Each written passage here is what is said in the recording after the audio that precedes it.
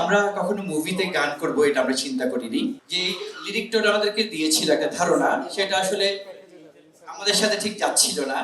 মানে এটা আমাদের গানের ফরম্যাটের ওভাবে ছিল না। পরে শামসকে বললাম, শামস এটা তো আমাদের ফরম্যাটে আনতে হবে। আমি কিছু গাইডলাইন দিলাম, ও কিছু চিন্তা ভাবনা করলো, এইভাবে জিনিসটা একটা জায়গায় আমরা আনলাম। বেসিক্যালি আমাদের শামস ও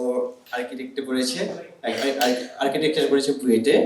ওরই জুনিয়র নবীন শামসকে অ্যাপ্রোচ করে ফার্স্টে যে ভাই আমরা একটা মুভি বানাচ্ছি, আপনাদের একটা ওয়ার্কিদের গান যদি থাকে খুব ভালো হয়। বেসিক্যালি আমরা কখনো মুভিতে গান করব এটা আমরা চিন্তা করিনি, এভাবে চিন্তা করিনি। সো ওইভাবে একটা গুরুত্ব দিইনি আমরা প্রথমে।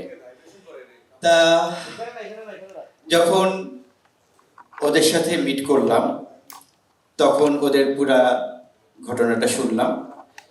একটু বলি আপনাদেরকে।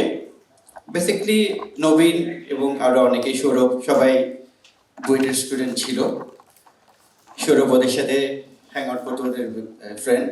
ওরা যখন স্টুডেন্ট বুয়েটের, তখন ওরা একটা স্বপ্ন দেখেছিল যে ওরা যদি কখনো মুভি বানায় তাহলে মুভিতে গান থাকবে ওয়ারফেদের গান। এটা ছিল মুভি স্ক্রিপ্ট হওয়ার আগে, যে মুভিতে গান থাকবে ওয়ারফেদের গান।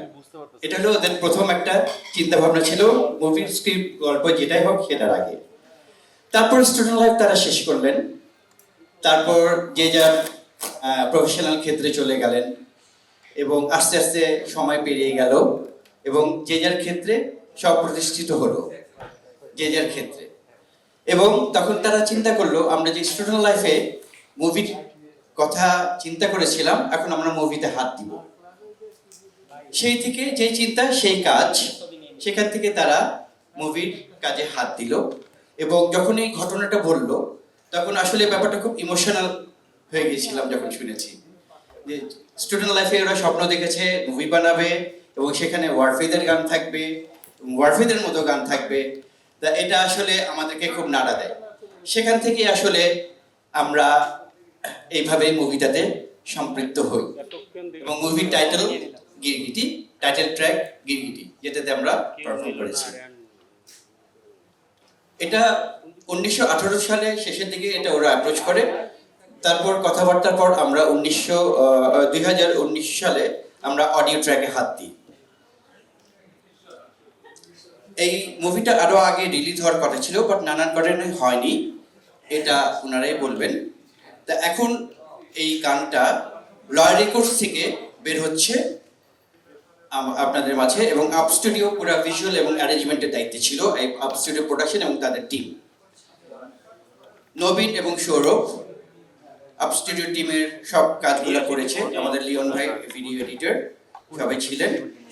আমাদের মিউজিক প্রোডাকশনে আমি প্রডিউসিং ডিরেকশনে কাজ করেছি, সেই সাথে সামির হাফিজ প্রচণ্ড কাজ করেছে। সে recording, mixing, production, producing, mixing, mastering, recording সব কিছুতেও প্রচণ্ডভাবে কাজ করে গেছে। মানে thank you Samir, thank you so much. R